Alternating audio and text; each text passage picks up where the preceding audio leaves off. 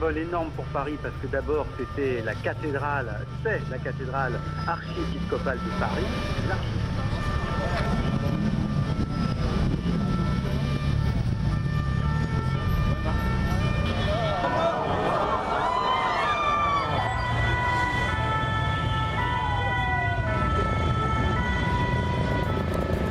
Muy buenas noches. Así, con estas imágenes, con la consternación que hoy comparte el mundo por lo ocurrido en París con el incendio de la Catedral de Notre Dame, monumento ícono de Francia, los saludamos en este comienzo de semana. Se trata de una conflagración que se llevó consigo con sus llamas más de 800 años de historia. Esto duele y duele mucho. Aunque los daños son cuantiosos, el presidente de Francia, Emmanuel Macron, dice que desde mañana empezarán las labores de reconstrucción. Mauricio, en otras noticias, pues hay que decir también que para este comienzo de semana se van conociendo nuevos detalles acerca de ese plan para atentar contra la vida mejor del presidente Iván Duque, que ha revelado el fiscal. Sí, señora, lo que en su momento fue percibido como un hecho puramente incidental ha ido mostrando nuevas pistas y nueva información. Como lo dice Paula, las investigaciones han seguido avanzando. Entre las personas que habrían sido identificadas habría expertos en explosivos por una parte y avesados francotiradores por otra parte. ¿Qué significan estos hallazgos? No se pierda el análisis que vamos a hacer de las implicaciones de todo esto. General Juan Pablo Amaya no está en plan alguno contra Venezuela, asegura ministro de Defensa. Nuevas órdenes de captura por atentado del ELN a escuela de la policía. Investigan si hubo discriminación contra pareja de homosexuales en el centro andino de Bogotá. Hay alarma por hongo resistente a antibióticos que puede llevar a la muerte en 90 días a pacientes con defensas bajas. El Planetario Distrital tiene listo un programa especial de Semana Santa con estrellas, música y luces.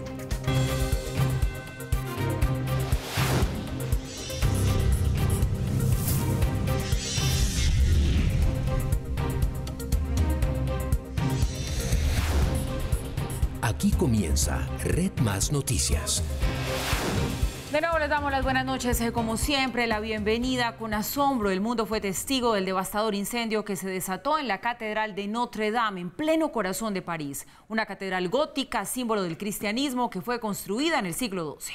Así es, Paula. Decenas de parisinos observaban impotentes cómo las llamas devoraban buena parte de la edificación. Una de las escenas más sobrecogedoras tuvo lugar cuando la aguja principal de la construcción gótica se vino abajo, abrazada por las llamas. Por fortuna, el incendio está bajo control.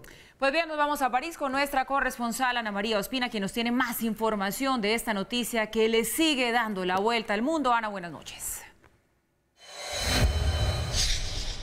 Los saludo desde el Distrito 1 de París, en pleno centro de la capital francesa. En este momento me encuentro en la plaza de la Catedral de Notre Dame, que está a mi espalda. A esta hora son los periodistas los que tienen acceso hasta esa zona para ver cómo los bomberos trabajan. Lo que son los parisinos y los turistas han tenido que quedarse en la periferia. Esto es una isla que está en el centro de la ciudad y que está dividida por dos rivieras, por dos brazos del río Sena. Y por eso las personas pues no pueden acceder por motivos de seguridad. De hasta ahora están tratando de unirse, de rezar, porque recordemos, inicia la Semana Mayor y esto es una pérdida no solo para el mundo católico, sino para el patrimonio de los franceses. Miremos lo que ocurrió en el corazón de París.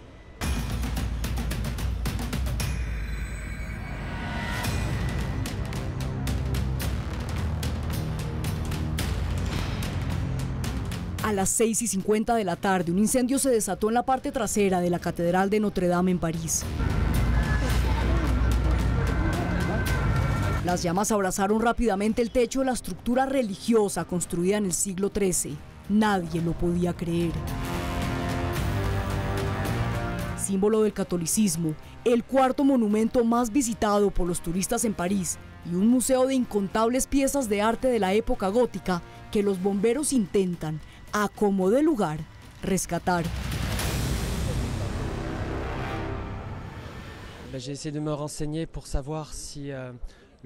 Trato de averiguar si el tesoro de la catedral se pudo salvar. En particular se encuentra en la catedral la Santa Corona de Espinas de Cristo, que podría salvarse, así como las reliquias de la Pasión, y obviamente este es el tesoro de la catedral. Parisinos y turistas miraban con asombro, desconcierto y tristeza cómo Notre Dame, quizás el ícono más importante del catolicismo después de la Basílica de San Pedro en Ciudad del Vaticano, se consumía poco a poco por cuenta de las llamas que los más de 100 bomberos no lograban sofocar. Y a las 8 de la noche sucedió lo que todos sabían, pero nadie quería aceptar. La aguja principal de la catedral luchó por casi 2 horas contra el ardiente fuego, pero no resistió. La aguja principal de Notre Dame, que fue construida para que estuviese más cerca a Dios, se hizo cenizas y se desvaneció, devorada por las llamas después de 800 años de existencia.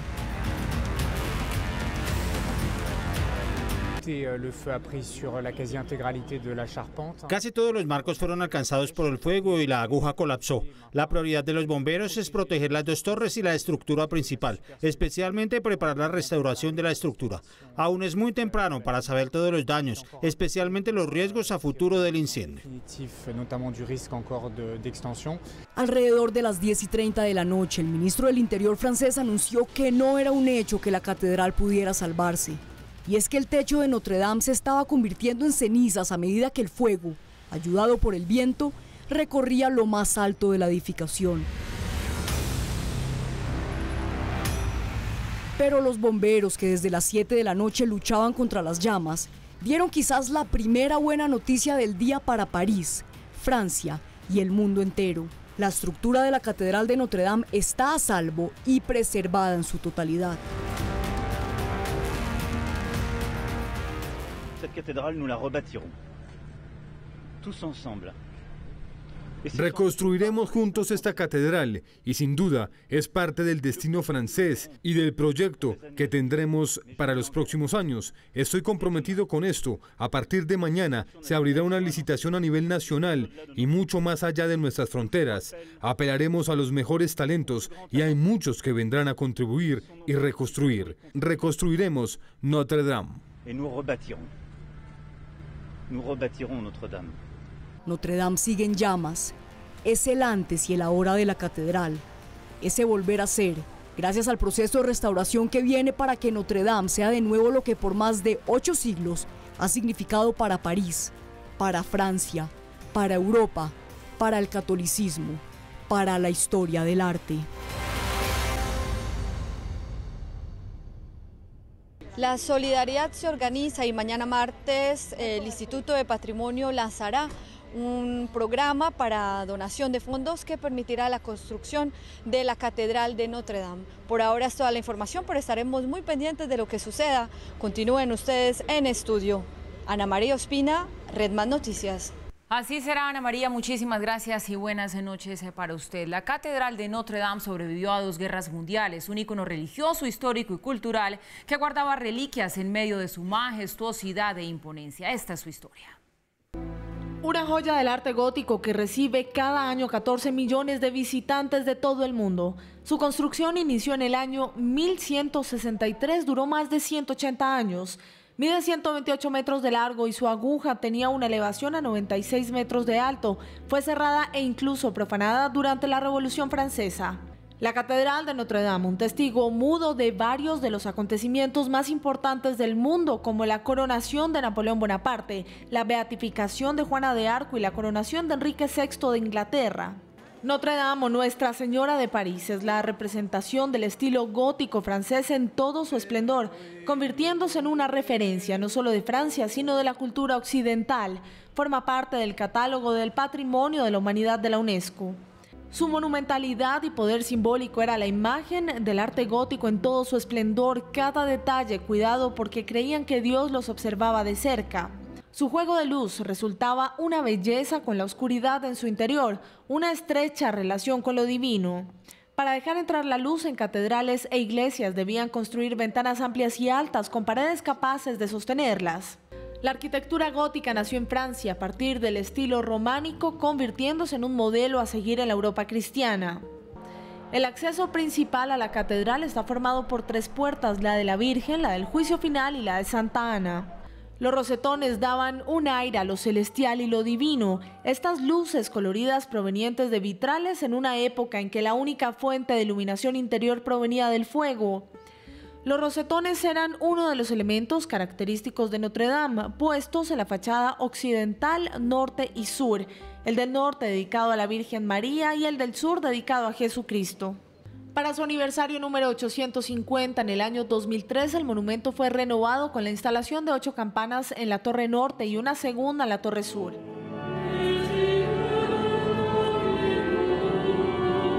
En su interior, el gran órgano, uno de los más grandes de Francia, fue actualizado y limpiado minuciosamente. Sus 8.000 tubos, algunos datan de la Edad Media. También trabajaron en la iluminación de la catedral y fue mejorada.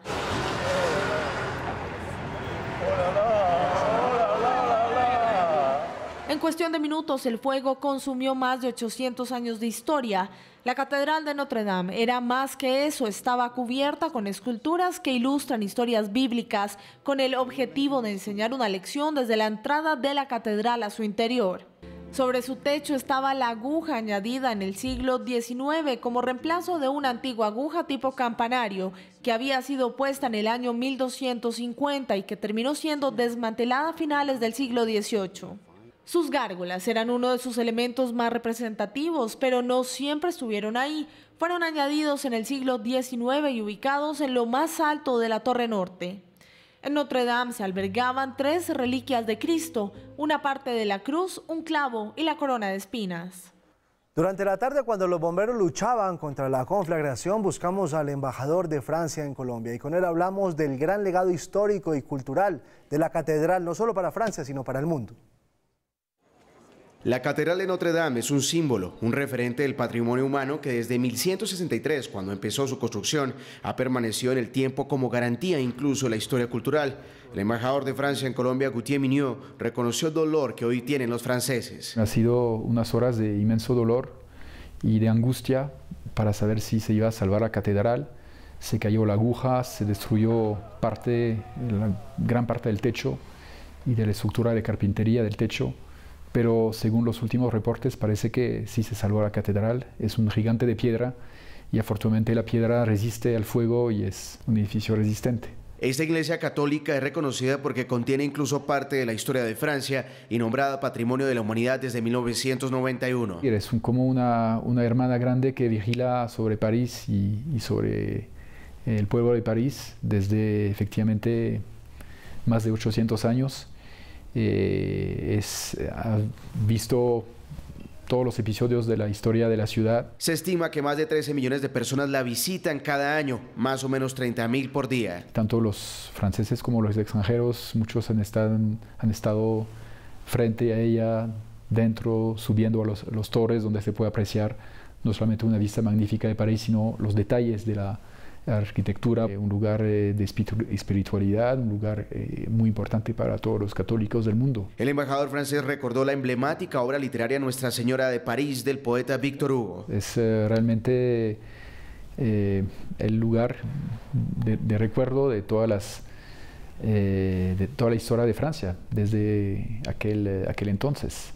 Y ahí en la isla, l'île de la Cité, la isla que fue donde comenzó la ciudad de Lutecia, como se llamaba antes de llamarse París, y eso es el corazón realmente histórico de la ciudad. La catedral ya tenía algunas cicatrices tras sufrir una primera caída de su aguja en 1786, la propia erosión por los siglos y ni qué decir por las continuas guerras. Incluso sobrevivió la Revolución Francesa y hasta la Segunda Guerra Mundial. Yo creo que se va a intentar recuperar ya lo máximo. Es una iglesia que ha sido a lo largo de la historia renovada, en particular en el siglo XIX.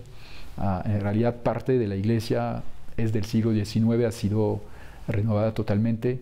Entonces, digamos, va a ser, pues tenemos que verlos, yo creo que un poco así, ¿no? Como una gran renovación que vamos a tener que hacer. El gobierno de Emmanuel Macron está al tanto de las investigaciones que se adelantan sobre este patrimonio de valor incalculable. Se abrió una investigación por parte de la Fiscalía de París. Acabo de ver que era una investigación por destrucción involuntaria, entonces parece que la hipótesis que están privilegiando es más efectivamente de un accidente y no de una origen criminal, pero obviamente eso solamente lo puede decir la investigación. En sus 8 siglos de historia, Notre Dame ha sido reformada en varias ocasiones y ahora buscarán nuevas donaciones. De hecho, las obras que se estaban realizando ya contaban con un apoyo internacional muy fuerte, en particular en el continente americano, muchos donantes que aportan a la fundación de los amigos de Notre Dame. Y entonces estoy seguro que habrá un movimiento de solidaridad muy fuerte, tanto en Francia como internacionalmente. Los expertos han señalado que sin duda alguna esta catedral es una página relevante de la historia artística de la humanidad misma, como lo describió el escritor francés Victor Hugo. Películas, comedias y producciones audiovisuales en general han desarrollado su trama dentro o en lugares aledaños a la emblemática catedral francesa Notre Dame. Estas son algunas de ellas. Un juego de llamas imparable se llevó las gárgolas, los muros y las fantásticas vidrieras de una de las construcciones góticas más emblemáticas para Francia y el mundo. Pero el fuego ardiente no podrá ahogar nunca la historia del séptimo arte que inspiró a cineastas ganadores de Oscars y Globos de Oro que intentaron representar la grandeza del templo en la pantalla grande. El libro Nuestra Señora de París, escrito por el francés Victor Hugo, fue una de las interpretaciones más antiguas que se basaron en el encanto de la catedral. Una historia imaginaria tan cautivadora que inspiró a Wallace Worsley a crear una producción cinematográfica muda en 1923.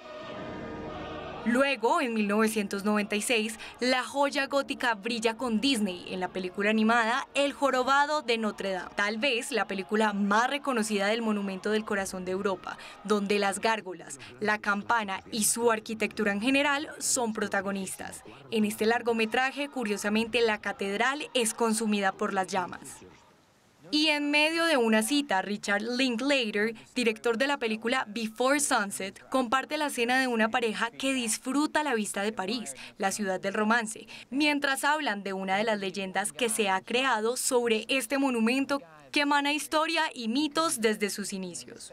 El templo de Notre Dame ha situado en un escenario real a la fantasía y en historias donde un hombre recibe la ayuda de una rata para convertirse en un aclamado chef como en Ratatouille.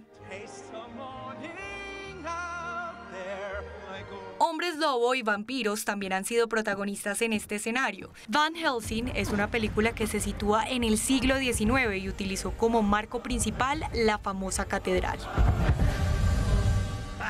Claro que sí, hasta el cine ha tenido que ver con la Catedral de Notre Dame. Y por eso hoy aquí queremos hablar un poco más a fondo acerca de este monumento importante para Francia, pero también para el mundo, entender un poco más acerca de lo que allí, pues digamos, se mueve, todo lo que representa y todo lo que encierra esta catedral. Para eso saludamos a nuestra invitada, Margarita Guzmán.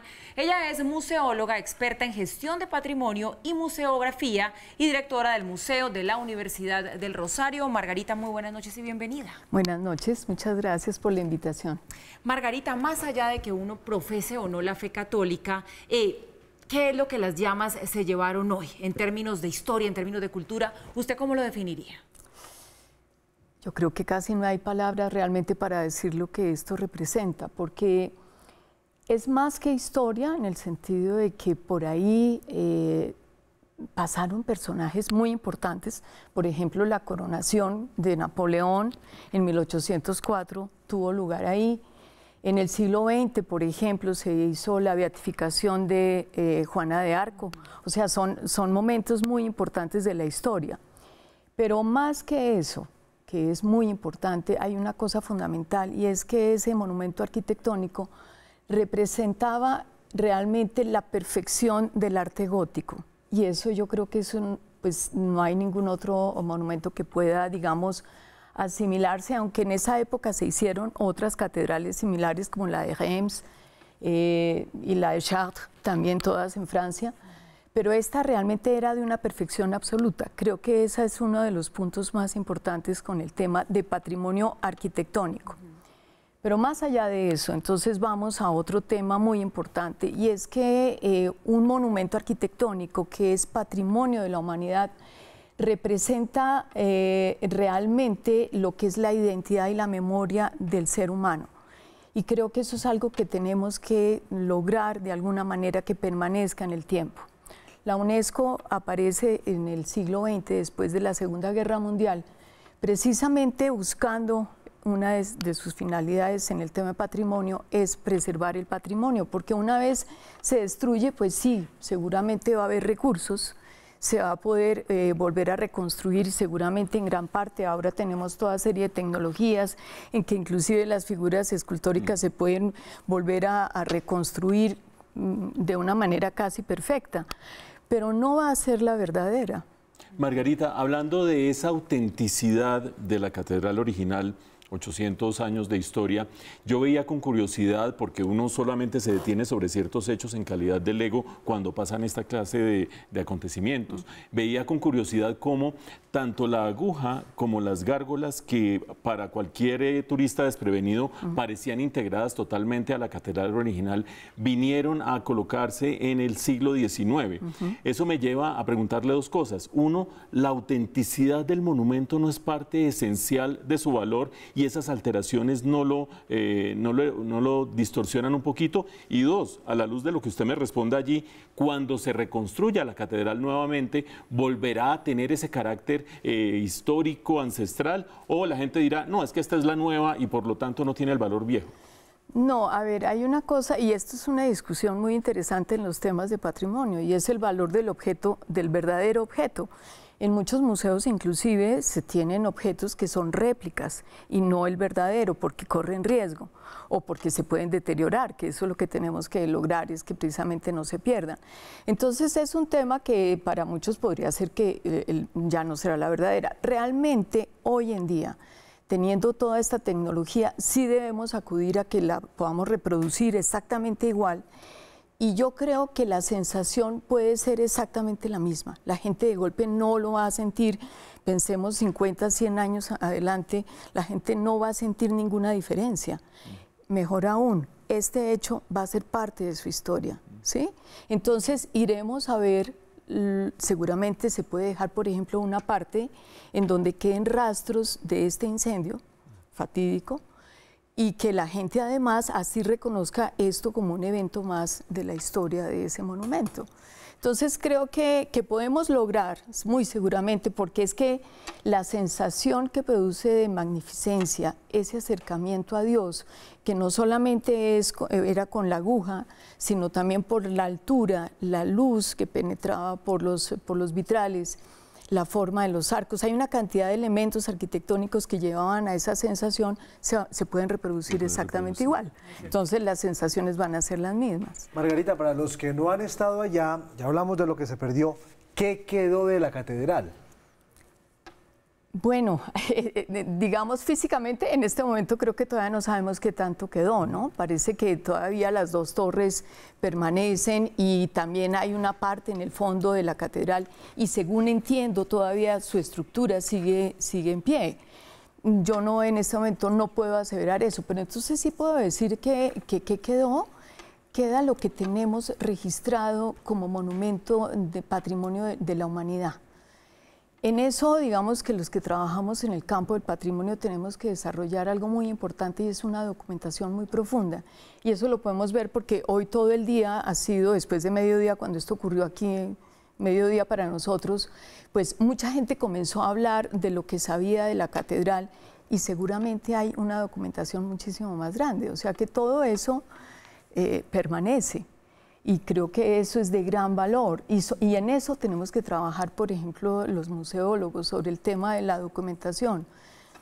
Ahora bien, queda también en la memoria de todos los que fuimos en algún momento o varias veces, tuvimos esa suerte de haber vivido y haber tenido la experiencia de estar en ese recorrido por la nave central de la catedral, que eso es algo absolutamente sin igual. Creo que todo eso queda. Y queda, de todos modos, seguirá siendo monumento de la humanidad, patrimonio cultural de la humanidad. Pues qué interesante y qué aclarador de verdad es escucharla a usted. Muchísimas gracias. Margarita Guzmán, como les contábamos, museóloga, experta en gestión de patrimonio y museografía, directora del Museo de la Universidad del Rosario, que es quien nos ha acompañado aquí esta noche en un día sin duda histórico. Buenas noches y gracias. A ustedes mil gracias. Bien, y nosotros pasamos ahora a hablarles a ustedes de temas de orden nacional. La vida del presidente Duque estuvo en franco peligro y la decisión de sus más cercanos colaboradores de pedirle que se reuniera bajo techo y en privado con los indígenas de la Minga estaba más que justificada. Así es, Paula, las autoridades ya tienen en su poder información y pistas muy avanzadas sobre la forma en la que atentarían contra el presidente Duque. Fiel a su estilo de honrar su palabra, el presidente Duque viajó al Cauca el martes pasado con la firme intención de reunirse con los integrantes de la Minga indígena. Pero las informaciones de las autoridades que daban cuenta de un atentado eran más que serias. Evidencias electrónicas e igualmente los testimonios de fuentes que son confiables para la Fiscalía. Estamos corroborando todas estas evidencias en el marco de una investigación penal. Fuentes cercanas a la investigación le confirmaron a Red Más Noticias que el ataque contra el presidente era inminente y que lograron salvaguardar su integridad física gracias a una paciente y ardua labor de inteligencia que pudo detectar que dentro de la protesta indígena, que duró 27 días, estuvieron infiltrados desde el primero actores armados ilegales. Nosotros lo que teníamos y que podría estar relacionado, una información que nosotros teníamos de infiltración de la Minga, le fue entregada por la Policía Judicial al señor fiscal y él es la persona que está adelantando la investigación. Red Más Noticias pudo establecer que las autoridades identificaron a un grupo de al menos 6 personas que estarían fraguando el atentado. Al menos 2 de ellas serían expertos en manejo de explosivos, entre ellos uno cercano, al parecer, a grupos ilegales que operan en Chocó. En esas grabaciones se oye la voz de un hombre y de una mujer, diciendo que sería ideal que el presidente pasara por una determinada zona de la plaza de Caldono. También dentro del grupo habría al menos un experto en ametralladoras y armas de largo alcance, y las autoridades investigan si se trataría de un francotirador. También, gracias a una delicada operación de inteligencia, tratan de establecer si la idea inicial era un atentado con explosivos y si ese experto en armas largas era una especie de plan B o una forma de distraer a la tropa que custodiaba al mandatario. Luego de que el fiscal Martínez confirmara que efectivamente hay varias personas cuya identidad está en proceso de confirmación, que hay pistas que permitirían concluir que habría armas y explosivos durante la visita del presidente a la Minga, las autoridades siguen adelantando las pesquisas para individualizar a los responsables. No, hay fotos. Hay fotos, las tiene el señor fiscal general de la Nación, pero el que está adelantando la investigación es el fiscal general de la Nación. En las últimas horas se logró el hallazgo y neutralización de 111 elementos explosivos en una escuela de Cajibío, donde acuden 60 estudiantes. Esos artefactos fueron abandonados por los manifestantes que durante la Minga estuvieron aposentados, encampamentados alrededor de la escuela. Los investigadores trabajan para establecer si esos artefactos de origen artesanal pertenecerían a las personas que habrían alistado el atentado contra el presidente Duque. Vamos a tomar una pequeña muestra de la sustancia para hacerle una prueba de campo. La única certeza que tienen las autoridades es que ningún indígena está involucrado en el frustrado ataque y concentran sus esfuerzos en determinar si los autores materiales están ligados a uno de los 4 principales sospechosos: el ELN, que opera en Chocó y habría infiltrado la Minga, las disidencias de las FARC, los herederos de Guacho o una organización de narcotraficantes para quienes el corredor de Cauca resulta ser de estratégica importancia. Es bien importante, Mauricio, la aclaración que hacen las autoridades acerca de la certeza que dicen que tienen que ningún indígena está involucrado en este plan de atentado contra la vida del presidente Duque. Y aquí, si bien pues hay que decir que muchas voces en el país dicen que las revelaciones del fiscal lo que están buscando es crear toda una cortina de humo, pues no se puede subestimar una alarma que tiene que ver con atentar contra la vida de alguien, sea ese alguien el jefe de Estado o no. Si es el jefe de Estado, pues es aún más preocupante. Esto no se puede tomar como un tema menor, sino que yo creo que hay que darle el lugar que se merece. Ahora, ¿qué preocupa? Preocupa mucho el alcance que están teniendo grupos ilegales en este territorio. No es uno ni dos, son muchísimos. Paula, ¿por qué hemos regresado nosotros a esta noticia del encuentro fallido entre el presidente Iván Duque y la Minga, que sucedió o que iba a suceder días atrás? Por 2 motivos. El primero, porque hay nueva información, como ustedes lo vieron en la nota de Mario, ya la voy a recapitular. Pero el segundo, porque en cualquier país medianamente normal, una noticia sobre un plan para atentar contra el presidente, contra el jefe de Estado, es una noticia que pone a todo el mundo a pensar, a analizar, a buscar causas, a tratar de resolverlas, etcétera, etcétera. Aquí el hecho pasó más o menos inadvertido por 3 motivos. El primero, porque muchos se limitaron a decir que era sencillamente el pretexto para que el presidente no se reuniera con los miembros de la Minga. El segundo, porque en la polarización en que se encuentra el país, unos dicen, no, pues es que el presidente como es de derecha y entonces los de la izquierda y entonces para un lado y para otro, y se vuelve un episodio más de discusión entre aquellos que están en medio de la polarización. Y el tercero, lamentablemente, porque al venir las revelaciones de parte del fiscal, mucha gente ha recordado cómo en el pasado el fiscal se apresura a lanzar hipótesis que en muchos casos terminan a la larga siendo espurias y no teniendo asidero. Por eso a nosotros nos parece importante retomar información de inteligencia que ha venido saliendo más adelante y que nos dice el plan existía, número 1, para preocupación absolutamente de todo el país. Creo yo que en esto no se debería sustraer nadie a decir, no, es que como es del Centro Democrático, es que no, es el jefe del Estado colombiano, es el jefe de Estado de Colombia. Y en segundo lugar, también nos parece importante porque aquí hay la revelación de cosas relevantes. Vean ustedes lo que decía Mario acerca de quiénes son los potenciales protagonistas de estos hechos, que en este momento están siendo investigados por las autoridades para ser individualizados. Y hablábamos, por supuesto, de expertos en manejo de explosivos, expertos francotiradores, etcétera, etcétera. Número 1, disidencias de las FARC. Número 2, miembros del ELN. Número 3, exmiembros, pues, o miembros del grupo del dado de baja Guacho, que lideró durante tanto tiempo en el suroccidente del país actividades de narcotráfico. Y fuera de eso, los pelusos, es decir, bandas y grupos criminales que han hecho del suroccidente del país, pero también de otras regiones del país, y nos vamos para el Catatumbo, nos vamos para el Urabá antioqueño, han hecho su propia tierra, tratando de mantener el control que tienen sobre los territorios que las FARC, las antiguas FARC, dejaron libres y que son corredores de narcotráfico y de criminalidad. Esos son los quienes. ¿Para qué?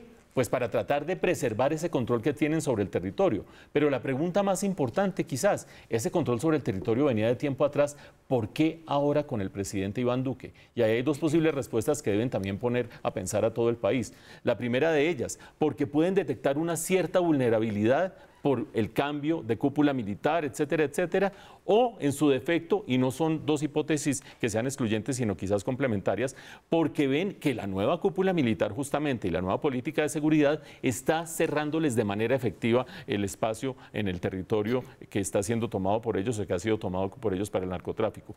Cualquiera que sea la realidad de las cosas, el hecho que sigan apareciendo informaciones, individualizando ya personas específicas que se darán a conocer en los próximos días, creo que nos deben poner a nosotros a pensar que esto no es ni un tema de polarización, ni tampoco un tema de bombas de humo que lanza nadie en un momento dado. ¿Qué hacían funcionarios de la Embajada de Colombia en Estados Unidos en una supuesta reunión en la que se discutió sobre una incursión militar en Venezuela? El gobierno aclaró la polémica.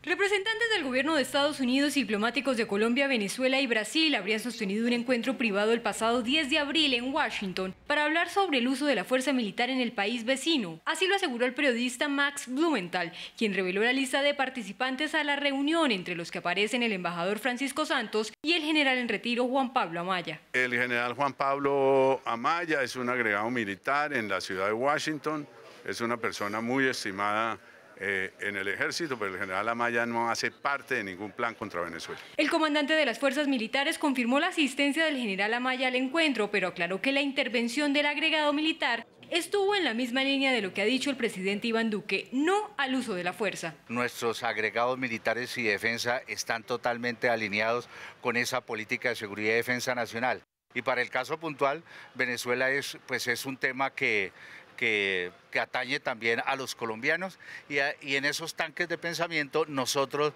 hablamos de cuáles son las líneas del Estado colombiano al respecto. No hay nada extraño, no hay nada pecaminoso en este tipo de reuniones. Al encuentro habrían asistido funcionarios del Departamento de Estado, del Consejo Nacional de Inteligencia y del Consejo de Seguridad Nacional de Estados Unidos. 2 nuevas órdenes de captura se emitieron en contra de integrantes del Comando Central del ELN por el atentado cometido a inicios de este año en la Escuela de Policía General Santander. Un juez de control de garantías ordenó la captura de Luz Amanda Payares, alias Silvana Guerrero, y de Juan de Dios Lizarazo, alias Alirio Sepúlveda, ambos integrantes de la Dirección Central del ELN y miembros del Frente Nororiental de ese grupo terrorista. Son solicitados por tener relación con la planeación del atentado del pasado 17 de enero, en el cual murieron 21 uniformados. Los terroristas fueron parte de la delegación del ELN para los diálogos de paz con el gobierno anterior y hoy son pedidos a Cuba en extradición porque se encuentran en la isla. Y en toda una polémica se ha convertido el caso de un padre de familia que increpó a 2 jóvenes homosexuales en el centro comercial andino por, al parecer, realizar comportamientos sexuales inapropiados muy cerca a la zona de juegos para niños. La policía les impuso un comparendo y la pareja asegura que se trató de un acto de discriminación.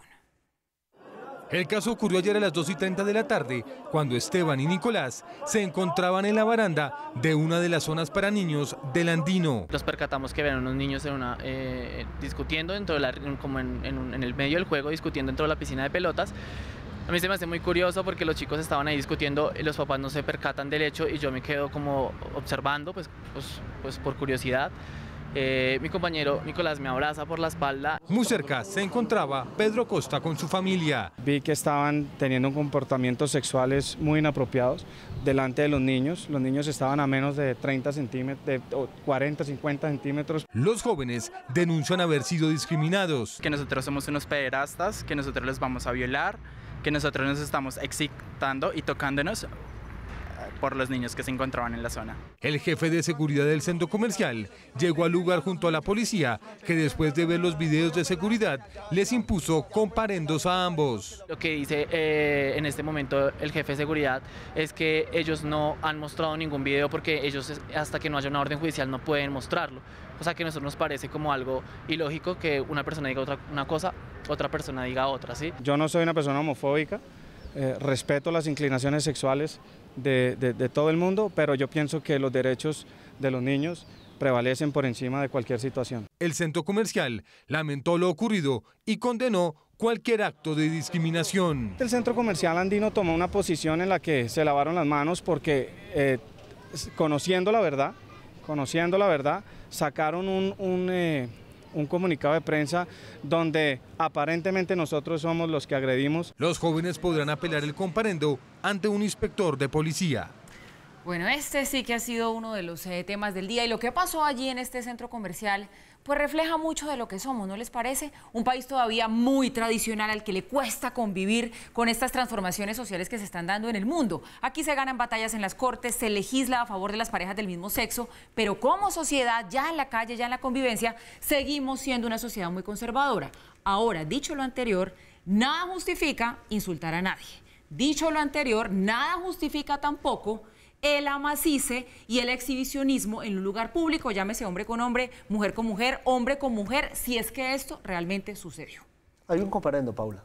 Por eso la policía dice que tiene pruebas de que ya se les fue la mano en el tema de las demostraciones cariñosas. No, digo hay un comparendo y hay que esperar a ver qué fue lo que pasó y ver el video antes de emitir un juicio si fue un acto de discriminación o no. Yo esperaría, porque hay un video y hay un comparendo, luego hay una supuesta prueba. Hasta cuando no se conozca no se puede decir que fue un acto de discriminación. Claro, no se puede decir nada, pero por eso le digo, el exhibicionismo tampoco. Pero ojo, es que el comparendo lo pusieron los agentes de policía invocando el artículo 33, numeral 2, literal B. No pretendo que ustedes vayan y lo busquen, pero si quieren creerlo, en el Código de Policía, que dice que no se deben realizar actos sexuales o de exhibicionismo que generen molestia a la comunidad en espacios públicos, actos sexuales o de exhibicionismo. Ahí está la clave del asunto. Es decir, ¿qué fue lo que pasó? Si lo que pasó es un abrazo y un beso, yo quiero preguntarles a ustedes cuántos abrazos y besos ve uno entre parejas heterosexuales todo el día en todos los centros comerciales, en todas las calles de las distintas ciudades del país, sin que nadie diga absolutamente nada. Y en principio eso no debería afectar a los demás, incluso si lo llega a desarrollar una pareja homosexual o si lo ejecuta una pareja homosexual. Hay una falta de hábito, hay una falta de costumbre a que eso suceda, pero el derecho es absoluto. Si lo que hubo fue un acto de exhibicionismo y de una práctica sexual, como estaba diciendo este padre de familia. Evidentemente hubo una violación al Código Policía. Y ojo a lo siguiente, que aquí hay dos posiciones que vale la pena tener. Uno, la de la policía. La policía ha dicho, vamos a iniciar una investigación, otra investigación, pero la van a iniciar para ver si los agentes actuaron correctamente o sencillamente tuvieron en cuenta la versión del padre de familia sin saber qué hay atrás. Y por supuesto, atrás está el video de las cámaras de seguridad. Número 2, el comunicado que sacó el centro comercial, que lo invocaba el padre de familia en este momento. El comunicado tiene 4 puntos, no se los voy a leer, pero 3 de ellos se refieren a rescatar, resaltar y subrayar el derecho que tiene la gente a que no la discriminen. A nadie se le puede discriminar por su posición sexual, a nadie se le puede discriminar por su orientación sexual, etcétera, etcétera. Y el 4 punto dice que todos son bienvenidos al centro comercial. Por lo tanto, no sé si el padre de familia tiene razón cuando dice que el centro andino se lavó las manos, o si el centro andino ya revisó las cámaras y no vio evidencia de un acto sexual que hubiera de por medio o de un acto de exhibicionismo, caso en el cual lo que habría habido sería sencillamente discriminación. Lo clave, saber qué tiene la grabación y qué tiene el video. Y el video, correcto, así es. Mucha atención, alerta por un hongo resistente a los antibióticos que puede llevar a la muerte en solo 90 días a pacientes con las defensas bajas. Se trata de la Candida auris, del cual ya se reportaron víctimas en Colombia. Como Candida auris se conoce el peligroso hongo resistente a antibióticos que tiene en riesgo a pacientes con un sistema inmunológico débil y que en 90 días les puede ocasionar la muerte. Los últimos 5 años se ha expandido de tal manera que ya se convirtió en una amenaza para la salud mundial. Se instala principalmente en ambientes hospitalarios, aunque no son los únicos lugares desde donde se le ha reportado su presencia. Además de Japón, donde fue descubierto en 2009, se ha encontrado en Venezuela, España, Estados Unidos, Canadá, Francia e Inglaterra. Y según el Centro de Control y Prevención de Enfermedades de Estados Unidos, causó pánico en India, Pakistán y Sudáfrica. Uno de los inconvenientes para detectarlo es que es difícil de identificar con los métodos de laboratorio estándar. Ataca principalmente a pacientes enfermos de cáncer, niños y ancianos. Este hongo invade la sangre de las personas y luego puede sembrarse en el cerebro, los riñones, el hígado, los músculos, los huesos, las articulaciones y hasta los ojos. Informes de prensa indican que en Colombia se han reportado 17 casos de infección por el hongo, de los cuales 35% murieron en 30 días.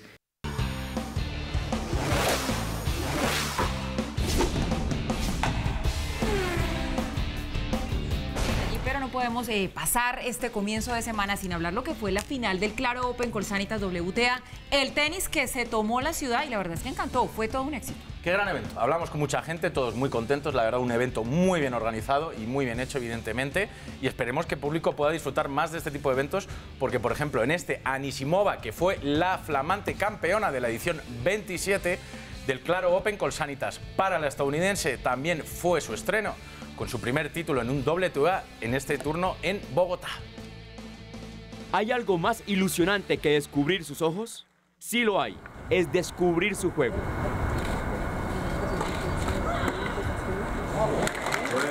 Amanda Anisimova desafía las leyes de la lógica con su asombroso aplomo sobre la pista con tan solo 17 años. Su juego deslumbra por su naturalidad, a pesar de sus 1,80 centímetros de altura. Se desplaza por la pista con tremenda agilidad. Sí, estoy muy feliz por la victoria. Siempre pensé en conseguir el título. Estoy realmente feliz. Su padre es ruso, pero ella ha vivido siempre en Estados Unidos. Amanda, que esta semana estuvo acompañada por el entrenador colombiano Jaime Cortés, se convierte en la segunda estadounidense en quedarse con el primer lugar en el Claro Open Colsanitas, que repartió una bolsa de premios de $250.000, así como 280 puntos para la clasificación mundial profesional. Estamos trabajando con Amanda desde que tiene 12 años y ya poder ganar el primer título WTA en Bogotá es muy importante y pues significa mucho. Los puntos obtenidos la acercan al top 50, al ascender a la casilla 54 del ranking femenino, la más alta que ha conseguido hasta ahora en su corta y sorprendente carrera profesional.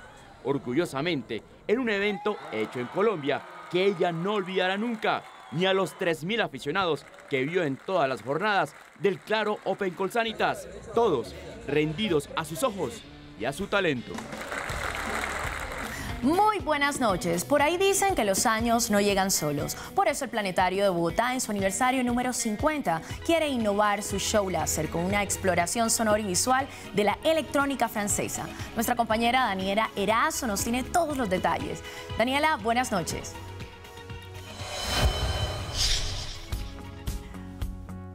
Hola Marianela, les cuento que hoy en el Domo del Planetario se está realizando un show de luces al ritmo del grupo francés Daft Punk. Pues para los que no vayan a viajar en esta Semana Santa, aquí les dejo el plan. La cúpula de 23 metros del Domo del Planetario proyectará 12 canciones en un espectáculo de luces y brillo que mezcla el arte, la ciencia y la tecnología.